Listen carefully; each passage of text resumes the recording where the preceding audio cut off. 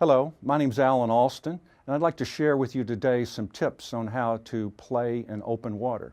And by open water, I mean streams, rivers, lakes, and the ocean. All the fun places to swim. But unfortunately, they're also the most dangerous places to swim. 2 out of 3 drownings occur in open water. I'm a safety officer for the King County Department of Natural Resources and Parks. I'm a first aid and CPR instructor, a former emergency medical technician, a swift water rescue technician, and also a member of the Washington State Drowning Prevention Network. This is a group of people from across the state that look at water safety and how to improve water safety across the state. The goals for my talk today are Open Water Awareness 101, how to spot the hazards, how to play safely in open water, to promote the widespread use of life jackets. The overriding goal is don't be afraid, but be aware of the hazards of open water. So you have open water considerations are the current, how fast is the water flowing, the depth, the water temperature, the distance from shore, and any unintended or unknown underwater hazards. Now drowning, 2/3 of drowning occurs in open water. It's the second leading cause of unintentional death for children and young adults. On average, 2 out of 3 of the victims are young boys or young males. Now, if you watch the movies or TV, they depict drowning completely different. They play suspenseful music, first of all, and the person's waving their arms and going, help me, I'm drowning. But in real life, someone who's drowning is not waving their arms, okay? Their energy is gone. They don't have the energy to wave their arms. Oftentimes they're floating in the water and they bring their head up to take a gasp of air and their head goes back down and it comes up again. And 1 minute they're there and the next minute they're not. Kids need constant supervision around water, and the supervision must be close and attentive. 90% of the children who drown are under supervision, but it's not the proper kind of supervision. You need to really be watching the kids. Now, all kids should be wearing life jackets. Okay? Even the kids who swim. And water wings and PVC floats are dangerous. They will not support life, and actually they lead to overconfidence in the swimmer.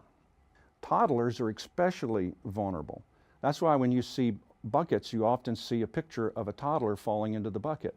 And that's because they do not have the psychomotor skills necessary to save themselves. They can drown in inches of water. They can fall in water and not be able to pick themselves up. So when you're supervising a toddler, you need to keep them within arm's reach. And being a tough, determined swimmer is just not enough. It's the cold that gets you. It's a brainstem thing. Once your body starts cooling down, then the heart or the brain, what the brain does is the brain senses that the body's cooling down and it says, well, we have to keep the brain and the heart warm, so we're going to cut off blood flow to the extremities, which is the arms and the legs. And what do you need to swim? You need oxygenated arms and legs. So you get in the water, you start swimming, it cools down your body, your brainstem takes over, and you drown. There's a 50-50 rule, and it says if you fall into 50-degree water, you have 50% chance of swimming 50 yards or surviving 50 minutes if you were wearing a life preserver. The area rivers in the Puget Sound range from 40 to 45 degrees in the winter and spring, and up to 55 degrees in the summer. So even in the summer, it's not really warm enough to swim. Another problem is sudden cold water immersion. That's where somebody falls into cold water. It's a general shock of falling into cold water will cause someone to gasp, and they can inhale 2 to 3 quarts of either air or water if they happen to be underwater. The problem with that is that it cools your body down immediately and you're gagging and choking. Now, swimming failure can occur in 3 to 5 minutes. So in 3 to 5 minutes, you would be incapable of swimming. If your kid's shivering, that's a symptom that they're suffering from hypothermia. So shivering is the body's natural way of warming itself up. So if your kids are shivering and their lips are quivering, then it's time for them to stop swimming until you get them warmed up.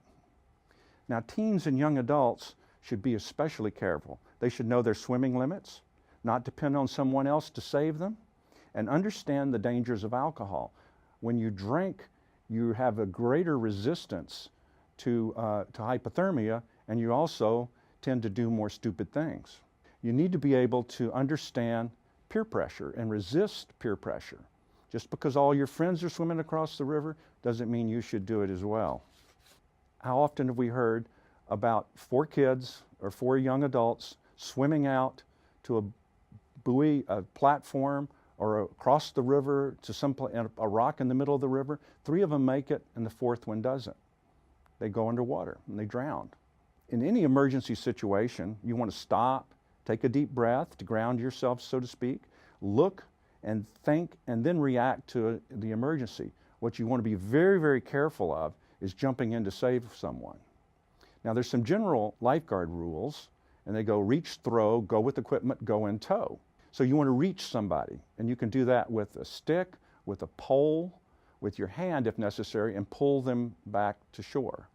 Or you can throw something to them, a flotation device, for example, or a rope, and pull them in. You can row out to them, but rowing is in a rowboat, not in a canoe. If you go out in a canoe or a kayak, the person is likely to overturn that, and then there will be 2 people in the water or 3 people in the water. So in go in tow, that's the absolute last resort, and that's where you swim out to the person. So you swim out to a person who's drowning, and they're no longer thinking about what they're doing. You can't come out and say, "Hi, I'm your rescue hero, and I'm going to tow you to shore." What they will do is see you as a flotation device, and they'll try to climb up on top of you, and they'll drown you as well as themselves. So don't approach someone that's drowning by swimming out to them. That would be the absolute last resort. And people who are not trained as lifeguards should not do that. Now, boating deaths. 80% of the boating deaths occur because people are not wearing life jackets. And alcohol consumption is a contributing factor in 39% of all boating deaths. 70% from falls overboard or a capsized boat. So take a look at this picture. What's wrong with this picture? You can see 2 guys kayaking in a river. There's white water, so the river is dangerous, and they're in danger of turning over the canoe. They're sitting on top of the seats in a canoe, and you can tell by the fellow in the bow that he doesn't know how to paddle because of the way he's holding the paddle. If you also look in the distance, you can see that the trees are not fully leafed out at this point, so it means it's in early spring, and they're swimming there with no life preservers. You take a look at this next picture, and that's what could happen to you. So suddenly you're in the boat, and the next thing you know, you're swimming for your life. Another consideration is your boat river-worthy.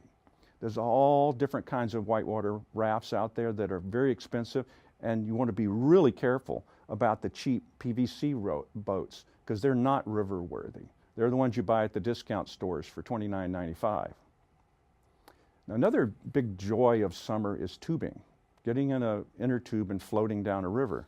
But this is a particularly hazardous situation. When you're tubing, you need to take into consideration the water you're floating in. How warm is it? How cold is it? Whether you have a life jacket on or not. Okay, if you're not a good swimmer, you should not be tubing. The other thing is, if you lose your tube, how do you get to shore? If you get to shore, how are you going to walk home if you lose your tube? Another thing that happens is people will often tie the tube to their legs so they don't lose it. What will happen then is the tube gets tangled up, they float downstream, and they cannot get back upstream, and they drown attached to their inner tube.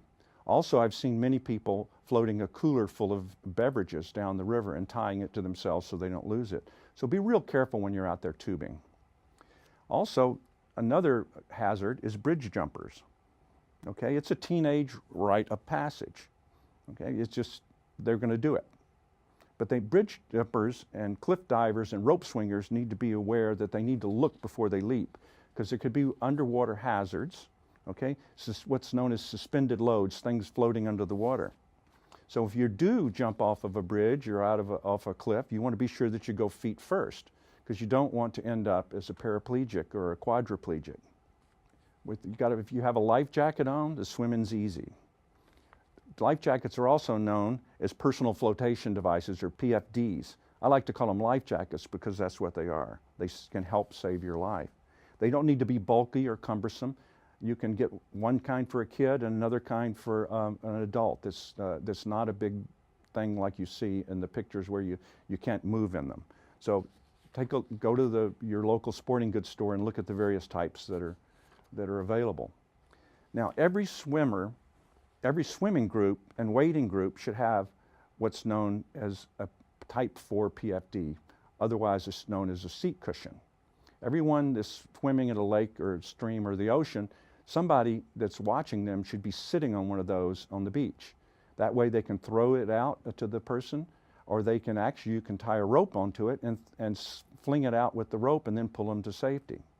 Now, if you swim at the beach, there's special hazards that you need to take into consideration. You want to be careful of sneaker waves. And these are waves that come out of nowhere, and they're 3-4 times sometimes as big as the normal surf that's breaking.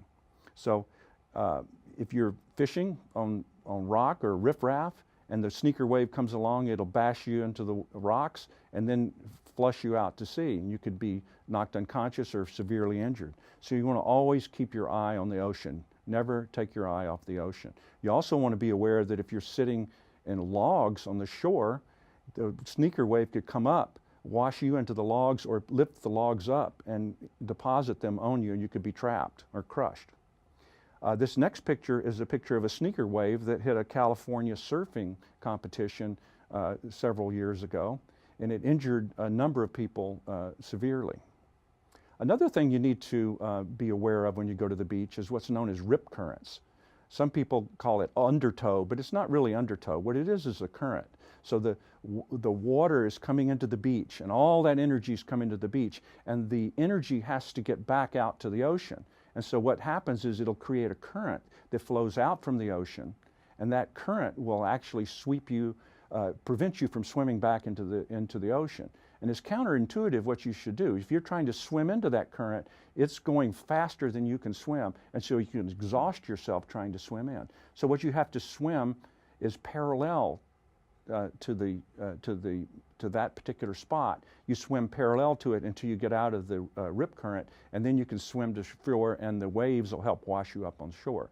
But be careful, because you can exhaust yourself trying to get back in. So people should be aware of the dangers of that. When you're going to the beach, don't look for the calm place where there's no waves. You want to look for the place where the waves are breaking, and that's the safe place to swim. The other danger you have when you go to the ocean is the danger of tsunamis. And these next 3 pictures I'm going to show you are actual pictures of a resort in Thailand where a tsunami hit the day after Christmas. So danger is not knowing what's dangerous. And in the first picture, you can see that the tide has gone out at a time when the tide didn't go out. In some places, the tide went out so rapidly that fish were beached, and people were running out to gather up the fish. And then 2 minutes later, here comes the tsunami. And then 3 minutes later, the whole shore is wiped out. So the question here is, how far, if you know that when the tide goes out, when it's not supposed to go out, that a tsunami's coming, how far could you run in 4 minutes? And in this particular case, this is the resort that was depicted in the film The Impossible, that starred Naomi Watts a few years ago. And that's about a family. All 4 of them were washed into the tsunami, washed away, and miraculously all 4 of them survived. Very good movie. Check it out on Netflix. Now, drowning first aid is a little bit different than first aid on land. In drowning first aid, you want to make sure that someone's called 911 right away, and you begin mouth-to-mouth resuscitation as soon as possible. So if you pull someone out of a lake or a stream or the ocean and they're unconscious, you want to begin giving them rescue breaths as soon as you get to them surface. You move them closer to shore, give them a rescue breath, move them closer to shore, give them a rescue breath, drag them up on shore, and then begin CPR. You don't want to give up on someone that's been underwater for an extended period of time in cold water situations, because there occasionally people will survive even though they've been underwater for 10 minutes or longer. So don't give up on someone that's been submerged. Now, anybody that's had a near drowning event should be taken to the emergency room as soon as possible, because someone can have what's known as post-rescue collapse.